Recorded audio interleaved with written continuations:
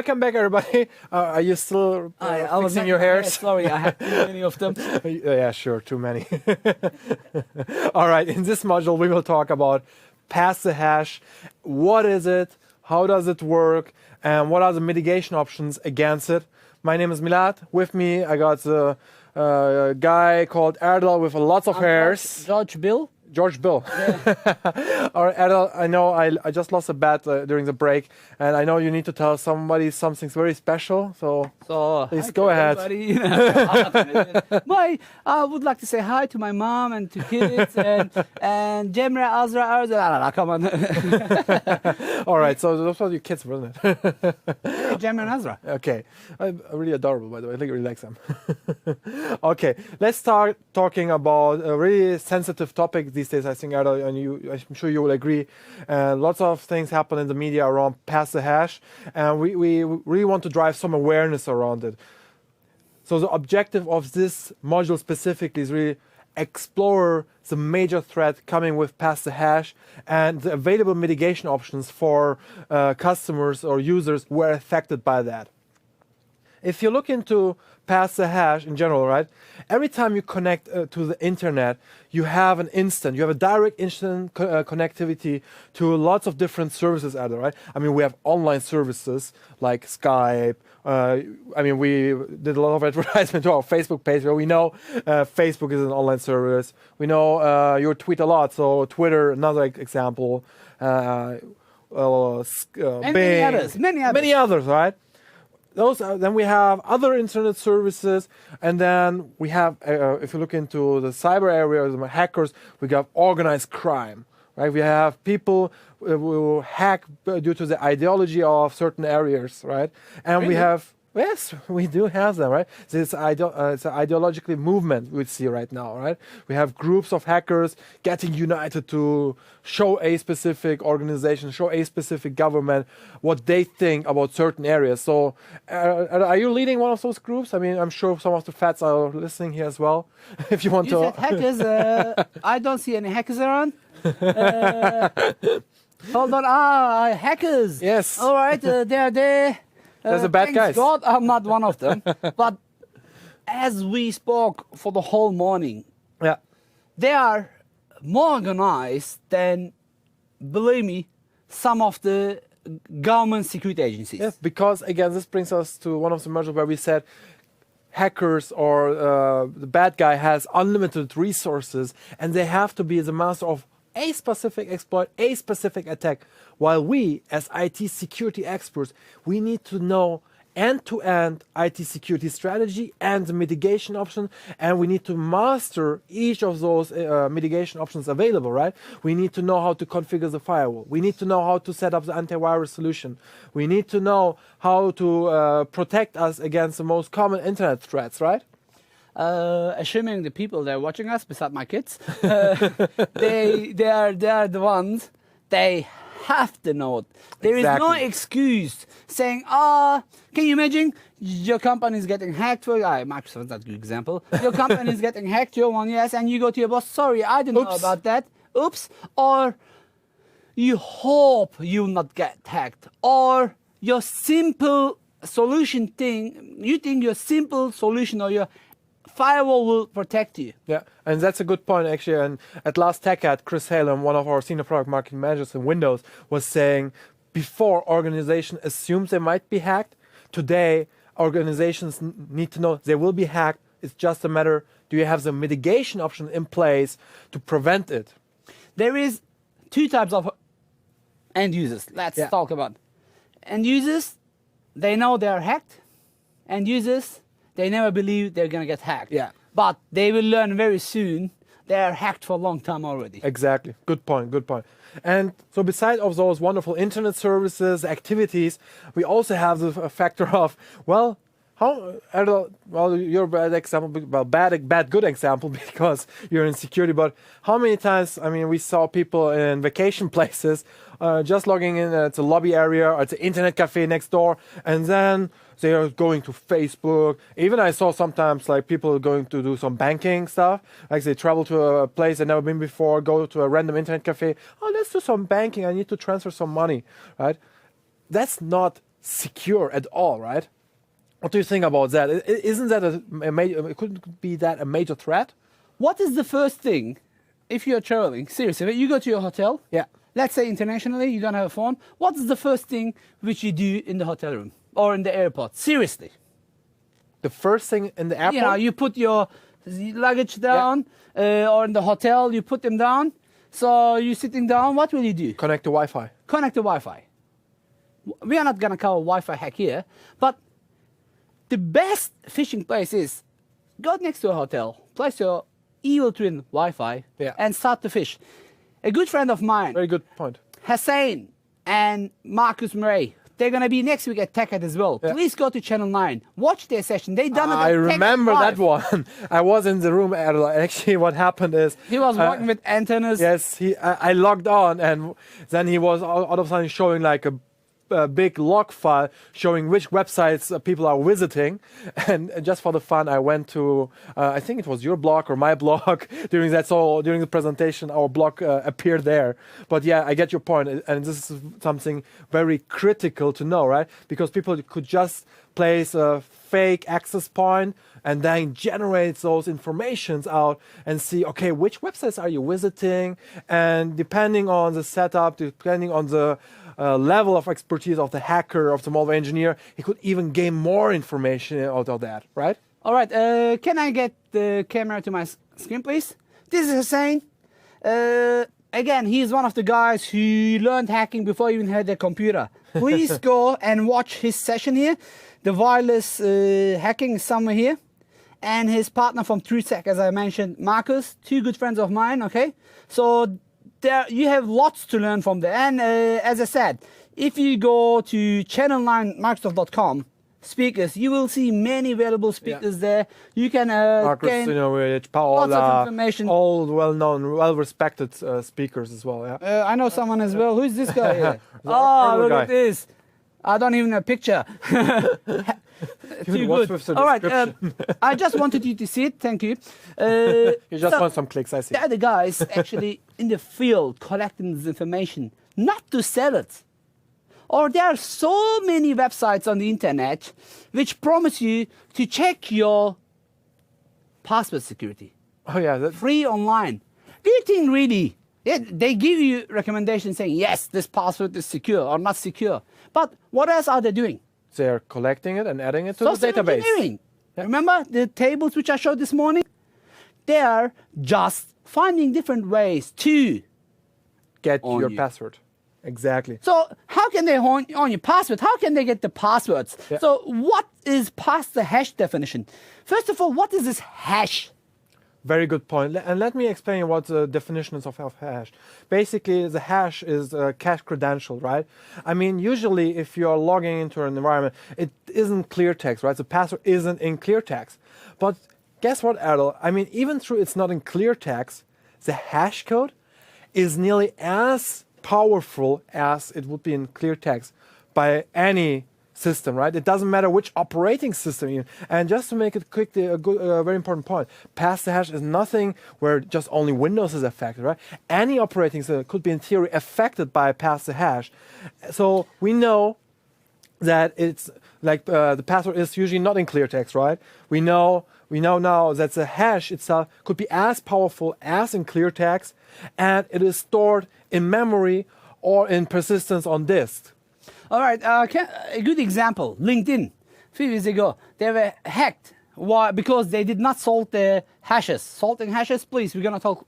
This is not what we're going to talk today, but it's basically adding some sort of security. It's really important to understand the security, but very shortly you're going to see sometimes having a secure password is of course important, but sometimes it's not. Doesn't matter. Yeah, we're going to see Let's be honest. shortly. But before we go there, we have to understand the technique. Yeah. Milad, I'm pretty sure you can tell me what pass the hash techniques are, Milad. Let me just actually visualize first the definition a little bit, Adel. So basically, on the screen here, you can see there's a computer and we have a server. And what I do is basically, I have the username and password, right? The end user is authenticating with username and password.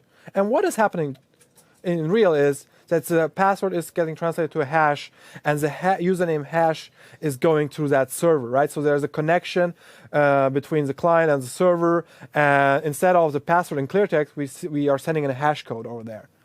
Now, talking about the technique itself, Erdal. Probably one point. Can we go one slide back? Sure. And what was SSO again? I mean, I know the answer. Very good point. Sorry, forgot that one. Single sign-on. What is single sign-on again? Basically, the idea is, Erdal, are you not tired of typing in the same password over and over in different websites? I'm also tired to have multiple keys to open my house door. Yeah. So how about I tell you, hey, I give you one key for your house, one key, and this key shall rule them all. Good. It's going to be convenient. Yeah. But if someone gets the key, they're going to have access to everything. Oh, trust me, come on. Why not? Okay, what's next? Exactly, so that's single sign-on. Okay, if you look into the technique itself, basically the idea is that the attacker is gaining local admin access right in an initial system. And it doesn't have to be, for example, this big server environment. It doesn't have to be the domain controller, right? We are trying to identify a computer which has a weakness, which has local admin rights, and then use them in order to move forward. So basically what happens is we use the user A and hash from user A, the hash code, and connect with user B, and then both machines are affected. And once I own the workstations, I use the same credentials through the server environment. Do you have any questions on that? Any comments? No, but if you want, I can talk about attack scenarios. Oh, please do. Okay, so what are the attack scenarios? Let's look in our PowerPoint again. We have two different attack scenarios. One is the literal movement. Yeah. And in that activity, the attacker uses the credentials obtained from a compromised computer to gain access to another computer of the same value of the organization. Now, if you remember this morning, what I done is I gained access to a system. And this was actually the key exercise for me to be able to go to the next system. If you remember the thief virus, I could browse the network. Yeah. If you remember with the thief virus, I could connect to a NAS. Even though this NAS in my lab environment is just my local computer. So, lateral movement is just that. You mean that? Yeah, so that's the lateral movement component, right? And the other attack scenario we see with past edge is the so-called privilege escalation. Privilege escalation is really that you use the compromised computer, which has maybe less privileges in the network, less capabilities, in order to gain access to another computer of a higher value to that organization, right? So we use a computer which is weaker, so to speak, in order to gain the access to a computer with a higher value. Let's say maybe the workstation of the executive level, or maybe even the server environment, right? Please, Aaron, do you have any comments on that? Privileges escalation. We had 5,000 hackers, remember? Recon. Scanning. Then we had gaining access. Maintaining access. When we gained the access, okay? Did I pass the test? I was the guy in the club who's just coming in. I'm coming in. Hi, came with ends. I'm a stranger there. Yeah. As soon as she or he, depends on your choice, says, yes, I'm not a stranger anymore, I'm escalating my privileges. Yeah. Then we had maintaining access, this and that. So this is exactly what Milad was talking about. And as I said, this is not rocket science. It is just day-to-day life put in a different concept. Yeah. All what you have to do is, seriously, get a security glasses. Next time, please look around.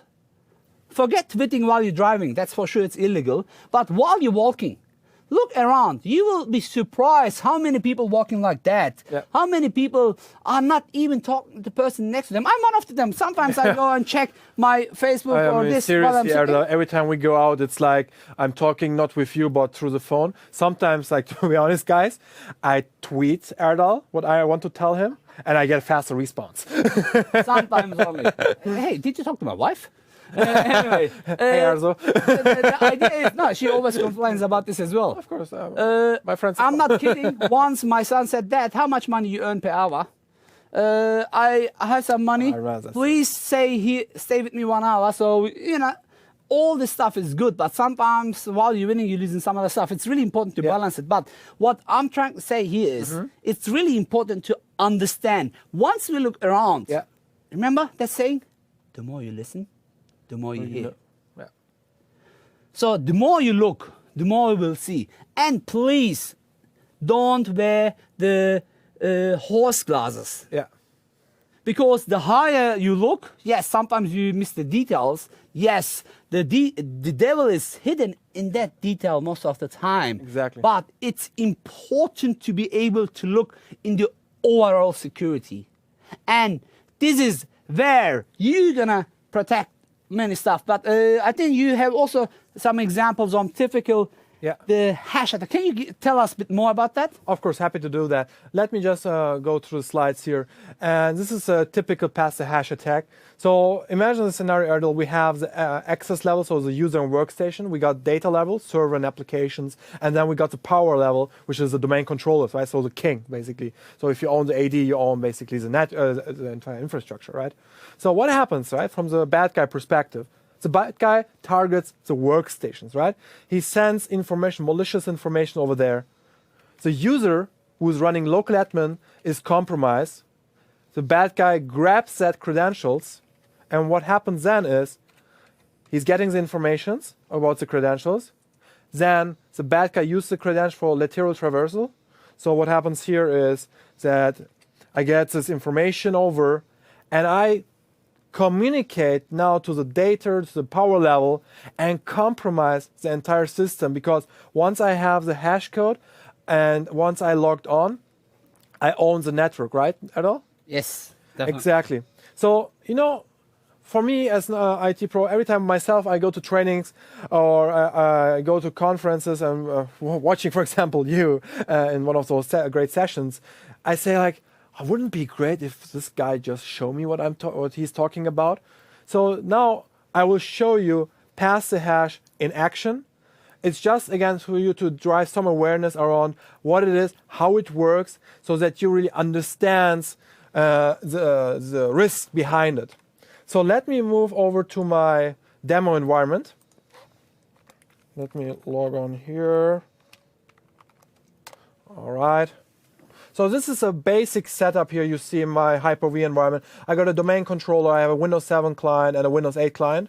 I will just use the Windows 7 client here. Let me double click over here. So let me put it over here like this. All right, so this is a local user account, John. He has local admin rights. So let me log in here. And this is just a very simple scenario how pass the hash works, just to give you a quick understanding around it, right? So we can ignore that one. So let me just show you that I have what admin rights, right? So this is John. Let's go over. So John is an administrator.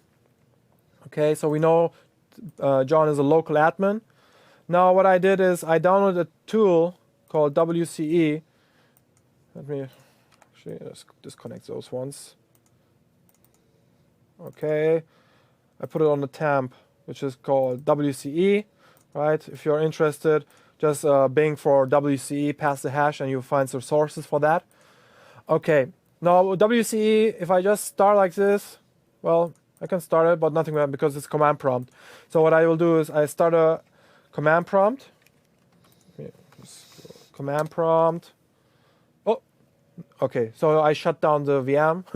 Let me just quickly restart that one. Sorry about that, guys. Passing the hash completely. Yes, I just passed the hash completely, exactly.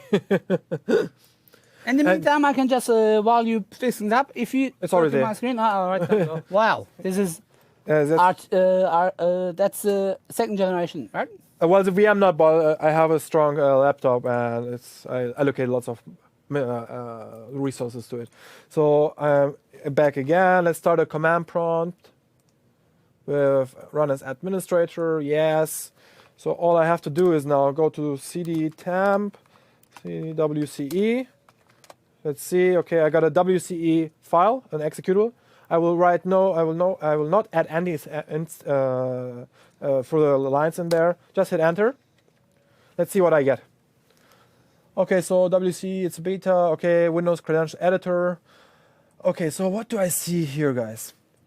I see my username, John. Windows Win7 is my computer name. And then I see this. Erdal, do you know any guess the highlighted area here? What this could be? I don't know, what is that? It looks like something we call hash. Maybe. Good point. Hash? Exactly. Credits from my side for you. Thank you. Okay, so this is the hash, which represents basically the password, right? Here, this is the password hash, right? So what do we need to do now? Okay, so now I know this password, right? But if I copy paste this and try to log on with that one, it doesn't work, right? I guess this is encrypted information. Encrypted information. Okay. So Just guessing, I have no clue. yeah, pretty close, pretty close. So what could I do? Let's see. Okay, how about I'm more interested to domain credentials, right? Yeah, because I can gain access of everybody. Okay, very good point. So let me do this one. WCE -E. So -E, what happens basically, it will keep an instance of WCE open. Okay? And now every time I go into there, and what I can do is basically I just switch the user. I thought you were gonna shut it down again. No. Don't worry. Oh, switch the user. And let me log in with my domain credentials, my domain admin.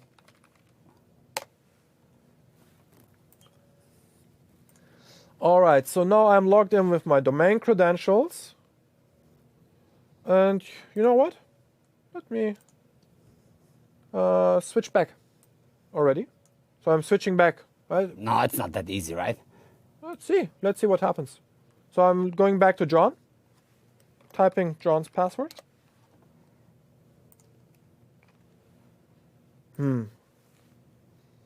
Look, isn't that my domain account? Oh, I'm really bad at painting, guys. Sorry about that. OMG.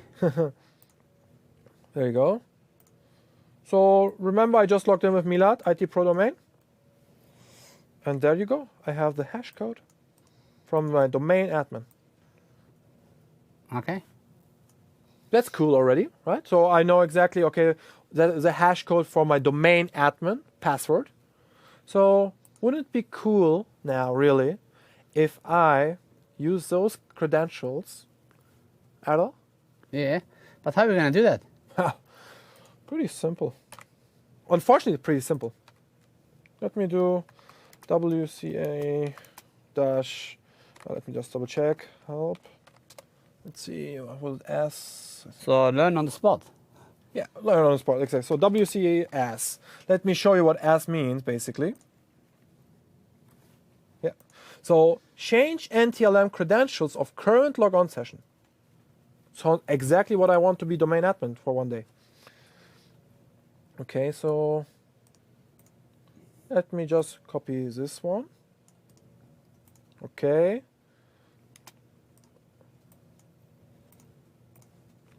So what do I have here? I have WCE executable, right? The tool itself. Syntax code is S, which is changing Ntlm, right? The credentials. And then I have my domain admin. Should I press enter, Erdal? Let's see. Oh my gosh. What just happened here? Changing Ntlm credentials of current logon session to username Milad, domain IT Pro, and the hash. Ntlm credentials successfully changed.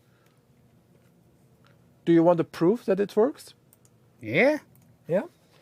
Let's use netuse. Netuse server. So I mapped the server C drive, right? Should I have access to it as without credentials to that account? Can you? I don't think so. Now let's have a look. What happens if I do? See? Oh. Okay. Oh, let's see. User. Here. Admin. Hey, this is very similar to my Metasploit hack, right? Yeah. And just as a proof, right? Let's create a folder on the desktop of the admin. Says hacker. Where we not? Let's say pass hash. I don't know. So also do something in the root, just for the fun. mkdir hacker hash attack. All right, let's go to my server. And you call me the hacker? You done it, not me. Well, yeah. What should I do? I'm in security. I have an excuse. And Yeah. important Well, part- I'm a cleaner, right? Let's log into the server. Oh, Erdal, remember what I just created?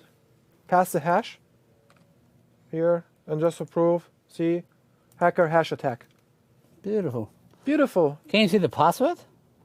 Well, you could if you use something called crack the hash. And I know for sure you're literally burning right now to show crack the hash. So, you wanted to see defense in depth? I think we did cover and really depth. You wanted to see Windows security? You saw some of them. So, now I'm gonna do what Milad does with different tools. Some of them are a bit old, some of them are a bit dangerous to download on the internet, but some of them go to the next step and help us to see even the password. Yep. How? Let's go to my demo environment, and I hope I'm not gonna have any issues. Me too.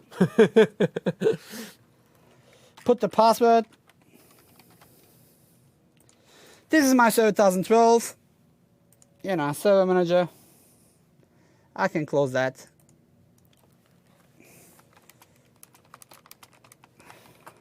Anyway, I don't want to close it.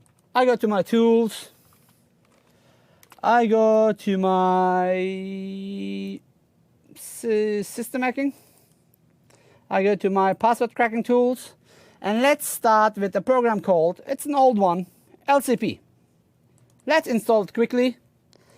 I'm pretty sure you all agree with the terms and conditions. It's been installed. Should be somewhere here. Come on.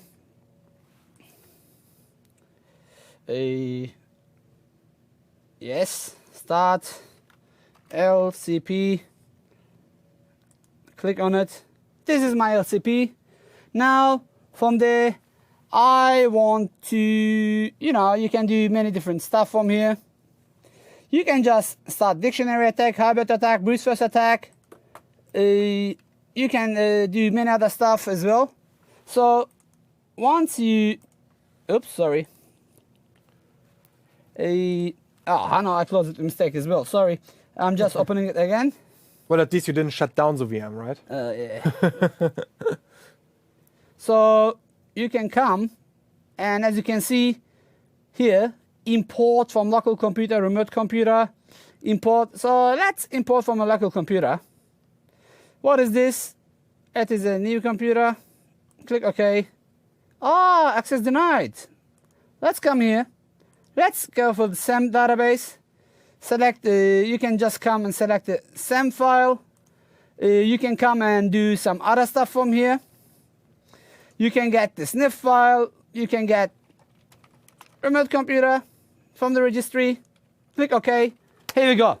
Look at this. This is exactly what Milad has gained. And if you check, this program is really old, 2004. But LM hashes there. Look, that user guest doesn't have any password. But how can you get this password, right? We are after the password. So how we can correct the password? This is a question. You can select different, you know, the hashes here. I'm going to come to the crack. Let's start begin audit.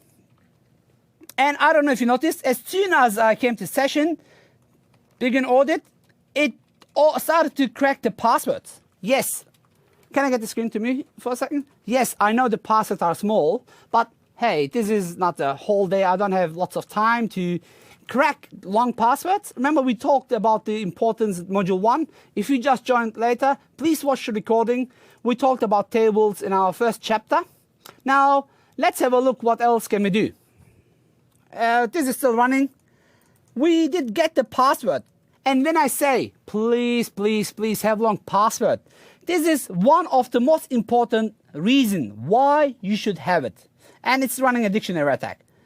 You can save this file as well. So while this is running, I would like to go ahead and try another tool.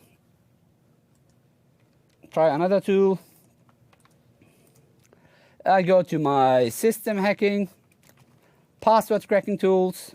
Now I would like to see some files here. No, not here. Password cracking tools. To choose the right folder, right? Yeah. pwdump. See, I mean, if you double click here, it's not going to work. But you can open CMD and then browse to the folder, or just right click, CMD here. And it is really, really hard to use. All what you have to do is type pwdump 7. Hey, Milad, isn't that what you showed? Yeah, looks exactly. I just typed pwdump 7. Seriously. Now, I'm going to do pwdump 7, and I want to export these files into a text file. Let's call it MVA. MVA rocks.txt. Oh, where are we saving that? Thanks for letting me know. This is in, let's save it in C drive. Okay. Now let's go to C drive here again. So you just created So what I've done is, right. What is the syntax again? pwdump, and I just said export to C, C. Okay, let me just do, just so you can see it. Yeah. It's not going to work now. pwdump 7 and basic export. Export to C. I mean, there is no dashes, but C. And I call the file name. Let's go to C drive.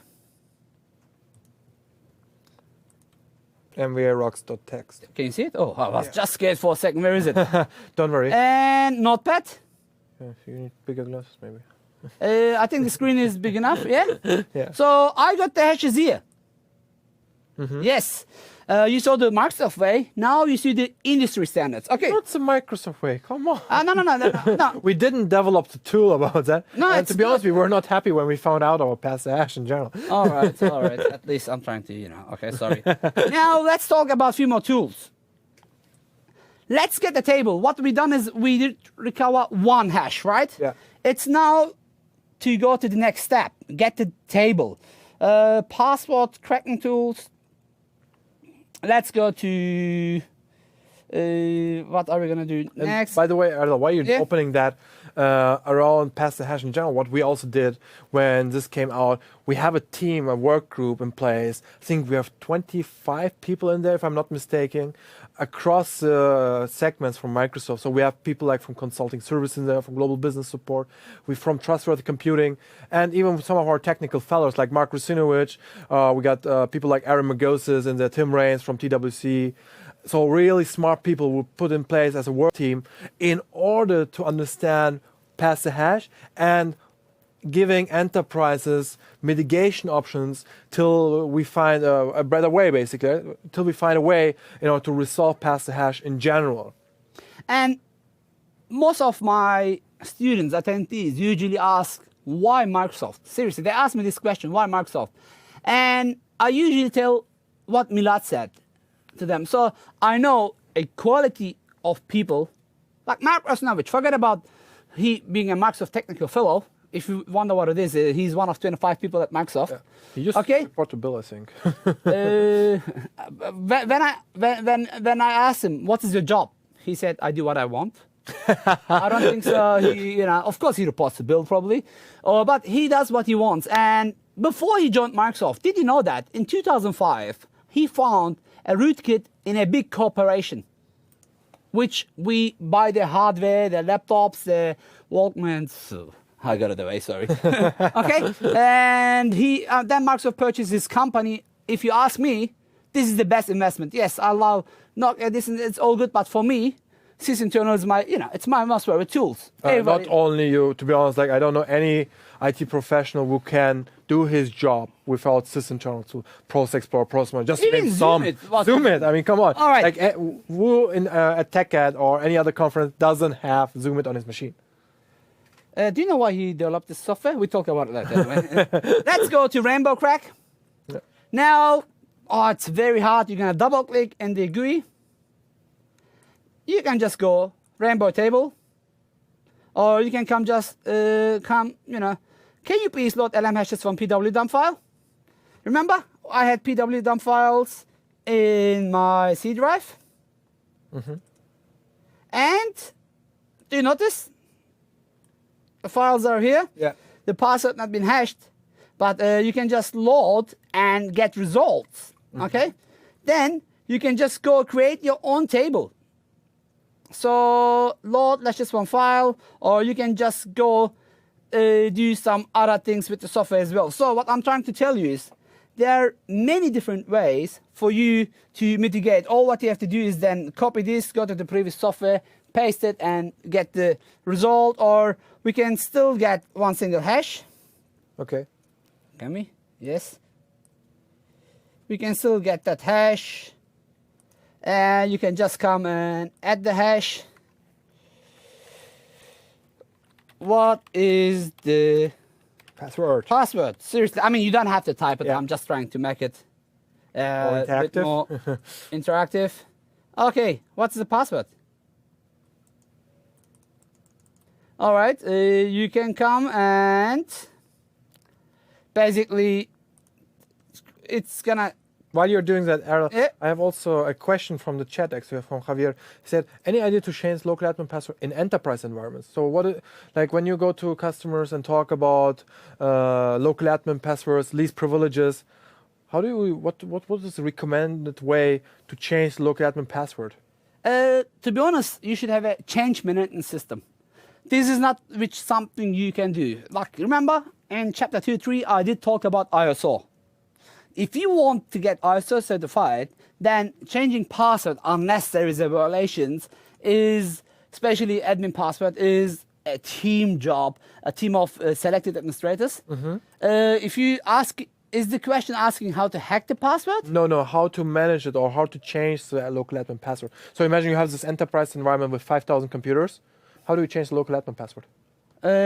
Once you join the domain, you can just block local, it's group policy. Yeah. Of course, why it's important to block the local? Because as soon as you have access to the local drive, you can just mitigate it to the next level. Exactly. That's why it's a good idea to disable local admin accounts. Disable it and have it other. That will be my recommendation. So, there are many other tools. I mean, the result was obvious. The password came out. You saw the password. And there is one more tool which I want to show, which we talked at the beginning. Opcrack. Remember? That's for the tool when you talked about the tables and the different sizes, right? Yes. Module 1, I think that was the very first thing. Yeah. Now I'm going installing it. So because I did talk about it, I know it's a very similar tool. Probably I'm not going to crack the password. We all know the password is QWERTY. All right. So I'm going to install the password. It's going to go ahead, load some tables. Tables, where are we going to download them? From the website. Remember? In the morning, I showed them you can just download the tables. You can connect the tables. Yeah. Then it's the matter of click, crack. click, crack. And Okay. one life-saving information. If your password is more than 15 characters complex, then none of the software is working. Maybe there is something which I'm not aware at the moment. Hackers, 0 days, this and that. If I knew, probably I would mitigate it to the team and they would take care. Or there are lots of people, they sell 0 days for big dollars. Big dollars. So if I have it, my job is to report it back. But, many companies, including Microsoft, has a bug reporting system where you can just report and get some awards. Facebook has it. I know that. We do have the same. So there's a recognition program, basically. If you find a bug, I believe you submit it to Microsoft, we evaluate it, and then depending on the majority or the severity level of that bug, we will recognize that individual. While you're opening your lab, Erdal, what I want to also show in this quickly on the slide is the number one question we hear on Pass the Hash with enterprises is, why can Microsoft simply update something so it gets fixed, right? Well, let me put it this way. If you look into pass the hash, and what I did is I used local admin privileges, right? So what is local admin? Local admin means basically that the user who has these credentials, who has this control, is able to manage the entire computer, right? He has access to the memory, he has access to disk, processor resources, to the entire computer. So how would you mitigate that? I mean, of course, in theory, we could say, hey, starting tomorrow, we are going on Patch Tuesday, we are releasing an update and nobody has admin anymore. Well, that could work. I mean, pass the hash would be mitigated, but I'm not really sure if that's the right choice to go in order to resolve it, right? So pass the hash basically utilize the local admin credentials in order to do bad things. So that's why we are having this work team who is trying to identify really some guidance around how to deal with pass the hash. We did release a white paper on pass the hash, and this one covers actually some of the mitigation options and really shows you how effective certain mitigation scenarios are, the effort required to implement that, and which of those attack scenarios it covers. So privilege escalation or lateral movement, right? So for example, the first one is restrict and protect high privileged domain accounts, right? So the effectiveness is excellent, right? It requires medium effort, right? So we need to spend some time, but it's still not really critical or high. And it will cover you against, it will mitigate the privilege escalation path. Looking into other options is restrict and protect local accounts with administrative privileges.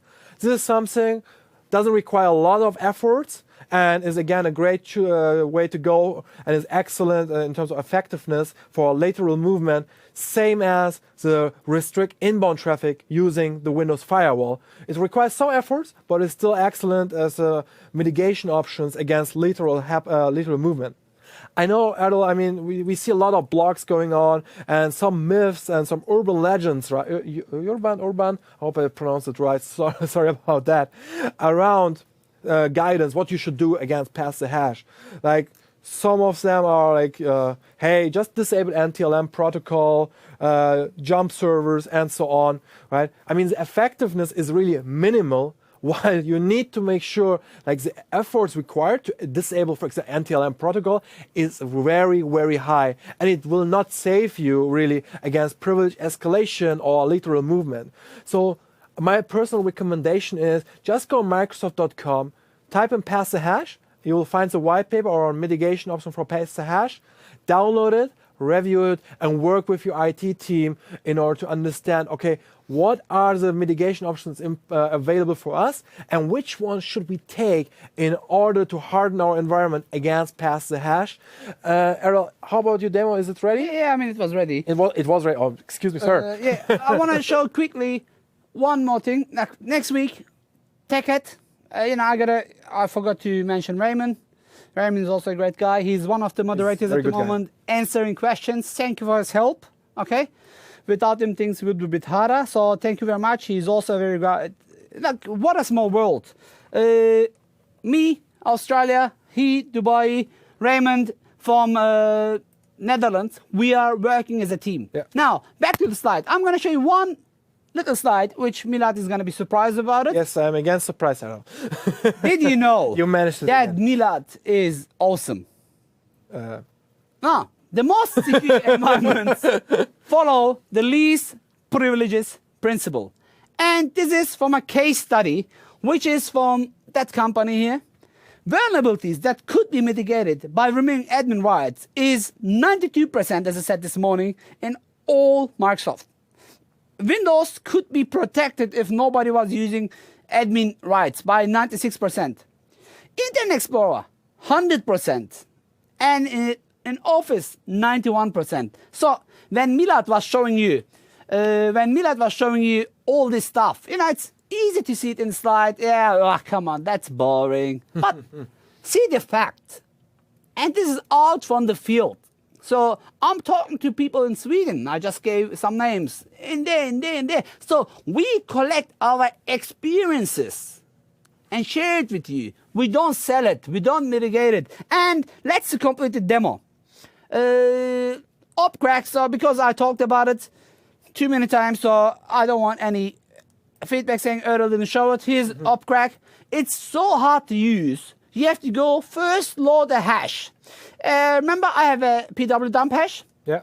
I can go, it was I think in my C drive. MVA rocks. Password here. Hash is here. And where are the crack? Crack is here. Did you notice? I just press crack button here. And so it's gonna take some time, not too much time. I can assure you, you're gonna see the passwords very soon here. Okay, here we go. Sheila has the test password. The smallest and easiest password comes always first. I think you got the idea. I think you understand all the tools. So pass the hash, crack the hash. More importantly, protect the hash. Definitely. I like that one. I might use that one at the next conference. Don't forget to pay $2 loyalty fee. What? Come on. You're my sponsor, I forgot. Yes. It says here, right? Exactly. I mean, there's Microsoft, Visit Desk required, sponsor, Milad Aslaner. So there you go. Here's my sponsor. Sorry, I'm sponsoring you. That should be enough. I paid your lunch. No, MBA paid our lunch. Yeah, okay. All right, so key takeaways on pass the hash. We know it's a major threat. We see lots of enterprise got interest, and it's a very sensitive topic. And I really believe that with the white paper we've been working on, well, our really rock stars, I would even say, from Microsoft, like people like Marcus Sinovich, Aaron Magosis, Tim Raines, and so on, who are part of this pass hash work group, have put lots of effort in there already and are still doing it in order to understand pass the hash, around the hash, what it is a hash scenario, right? And how to mitigate them. My strong recommendation is download that white paper. I saw in the chat also some people were asking for the link. I put it on the link and we will make sure that it's also available afterwards on demand over microsoftvirtualacademy.com. Download it, review it, and work with your IT team in order to understand the mitigation option and start working on it, because it's very important. Erdal, do you have anything to add on that? Did you say erdalaska.com? No. Okay, to be honest, nothing to add. I think we did cover the most important part. Now I'm going to tell you that, when you eat your food, usually that's me. I leave usually my most favorite part to the last. And like if it's steak, the best part of the steak, it's going to be in the last part. So what is next? After just 10 minutes break, we are going to talk about Windows security capabilities and tools. Yeah. Look, security can't be covered in 8 hours, 1 day. My CH class is 1 week. My license penetration tester class is 1 week. This is just the beginning. Windows security client training security is just in 4 days. This is just features. So don't expect now. Don't go out to I'm the hacker. Shh, don't be Superman, okay? This is just the beginning. Well, probably Batman. And I can tell you, if you still, we were checking the statistic in each break, and we got great numbers, and I'm pretty sure we're gonna have great click-throughs. If you take this to the next step, nobody can stop you. Well done, guys. So continue. Thank you again, and I'm looking forward to see you in 10 minutes for lots of demos and closing the day. All right, thanks, guys. Bye-bye. Bye.